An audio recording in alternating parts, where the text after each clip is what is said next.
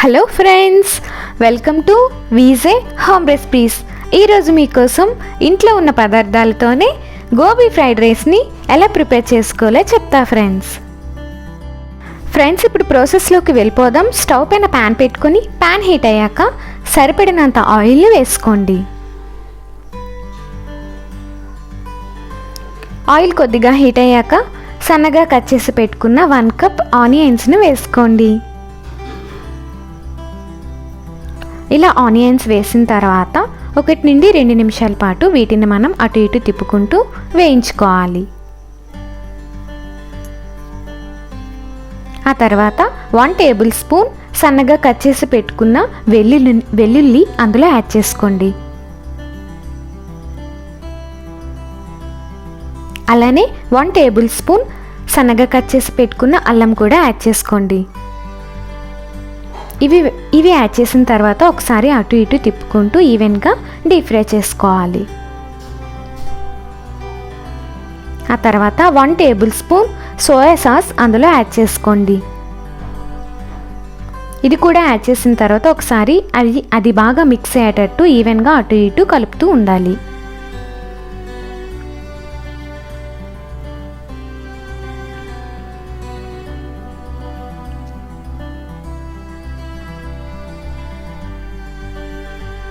ఇప్పుడు రుచికి సరిపడా కారం కూడా యాడ్ చేసుకోండి. అలానే రుచికి సరిపడా సాల్ట్ని కూడా యాడ్ చేసుకోండి. ఇవి అన్నీ వేసిన తర్వాత ఇవి అన్నీ బాగా కలిసేటట్టు ఒకసారి ఈవెన్గా అటు ఇటు డీప్ ఫ్రై చేసుకోవాలి.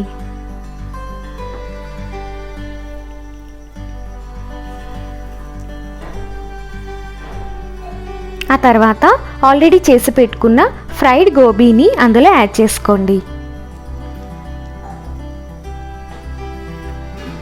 ఇవి కూడా వేసిన తర్వాత ఈ మసాలాలంతా వీటికి బాగా పట్టేటట్టు ఒకసారి బాగా కలుపుకోవాలి.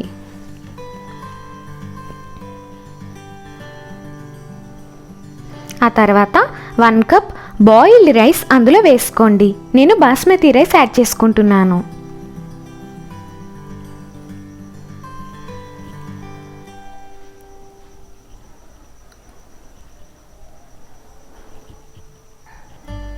ఇలా బాస్మతి రైస్ యాడ్ చేసుకున్న తర్వాత ఇవి అన్నీ బాగా కలిసేటట్టు అటు ఇటు తిప్పుకుంటూ ఈవెన్గా డీప్ ఫ్రై చేసుకోవాలి. ఆ తర్వాత సరిపడినంత కొత్తిమీరను కూడా అందులో యాడ్ చేసుకోండి.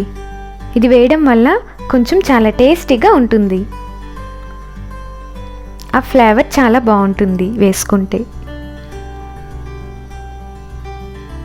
ఇలా వేసిన తర్వాత ఇవి అన్నీ బాగా కలిసినట్టు మనం వీటిని బాగా డీప్ ఫ్రై చేసుకోవాలి.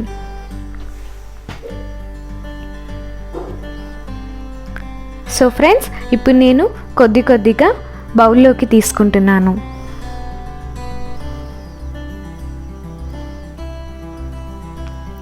సో ఫ్రెండ్స్, బౌల్లోకి తీసుకొని సర్వ్ చేసుకున్నాను. మీరు కూడా ట్రై చేస్తారా గోబీ ఫ్రైడ్ రైస్? ట్రై చేయండి ఫ్రెండ్స్. ఎలా వచ్చిందో కామెంట్ సెక్షన్లో చెప్పండి. మా వీడియో కానీ నచ్చినట్లయితే please like, share and subscribe. అలానే పక్కనే ఉన్న బెల్ ఐకాన్ని యాక్టివేట్ చేసుకోండి.